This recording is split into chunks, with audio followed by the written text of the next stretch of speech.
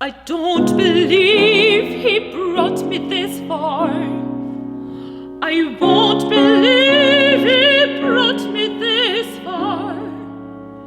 No, I can't believe he brought me this far. To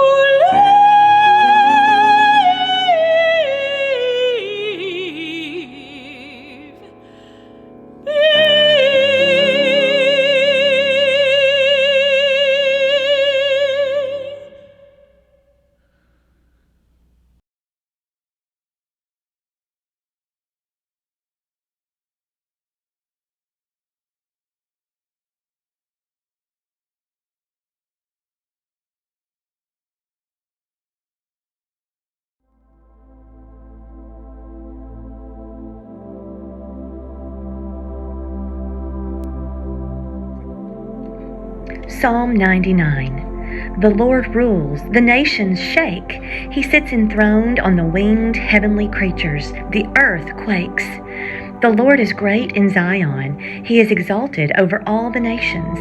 Let them thank your great and awesome name. He is holy. Strong King who loves justice, you are the one who established what is fair. You worked justice and righteousness in Jacob. Magnify the Lord our God. Bow low at his footstool. He is holy. Moses and Aaron were among his priests, Samuel too among those who called on his name. They cried out to the Lord, and he answered them. He spoke to them from a pillar of cloud. They kept the laws and the rules God gave to them. Lord our God, you answered them. To them you were a God who forgives, but also the one who avenged their wrong deeds. Magnify the Lord our God. Bow low at his holy mountain, because the Lord our God is holy.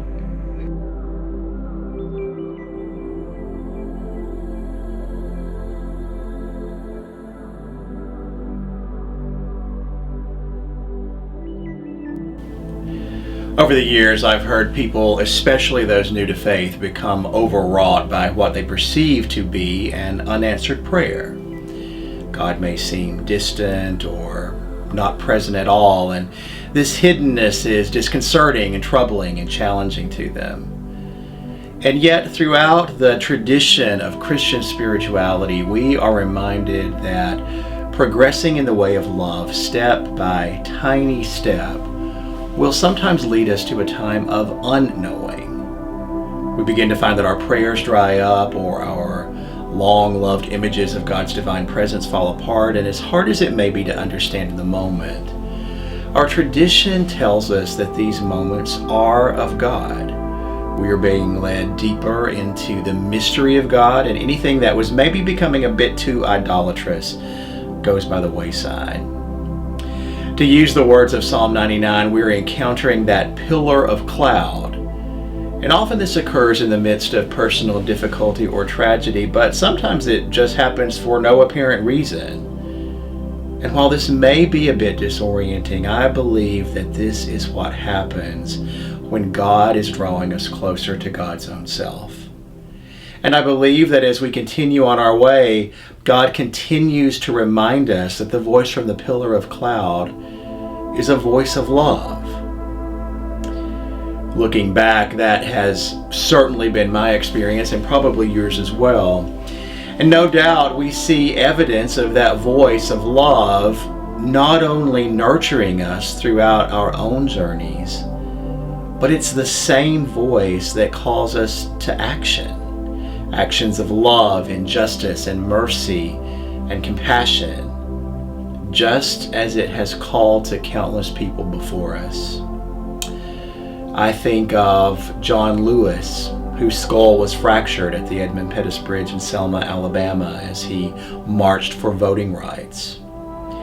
I think of Martin Luther King Jr. and his dream of a society rooted in justice and equality.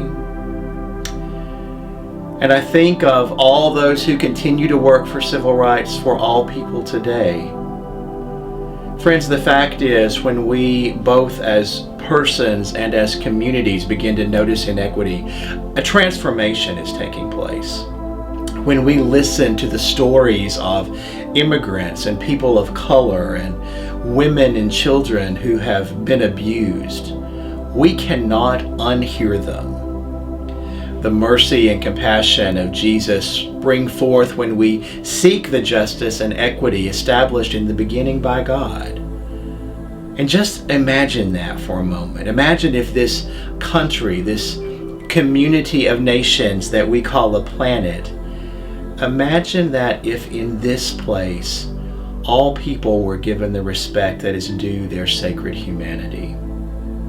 Imagine a planet transfigured by equity and compassion, and just let that holy possibility take hold of your body and your mind and your soul for a moment. And then today, and in the time leading up to the Transfiguration, which we celebrate this coming Sunday, and throughout the upcoming season of Lent, ask God to show you what offering for the sake of justice you might make. Not out of inflated heroics, but out of that deep desire to embody God's life-giving spirit.